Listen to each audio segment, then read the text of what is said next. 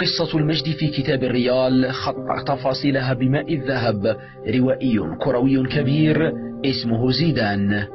كانت مقدمتها بطولة أبطال تحمل ترقيم 11 في تاريخ النادي. ظروف القصة كانت صعبة جدا، ميزها الفراغ الذي خلفه رحيل كاتب العاشرة الشهيرة الإيطالي كارلو أنشيلوتي. عندما استلم الفرنسي زيدان أقلام التدريب في الريال، قال الجميع أنه قد تلقن فنون الكتابة في قصص السحر الكروي من معلمه أنشيلوتي، ولكنه فاجأهم بفتح صفحة بيضاء أراد أن يزخرفها بأسلوبه الخاص.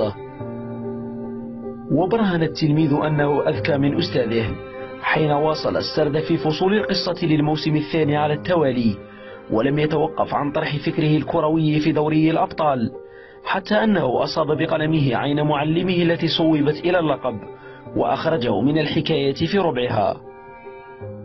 ولم يكن الهنود الحمر للجار المادريدي إلا محطة ثانوية في منتصف القصة استخلص منها سيميوني عبرة مؤثرة جدا لا يمكن لأحد أن يعترض قطار الملكي في طريقه إلى الكارديف.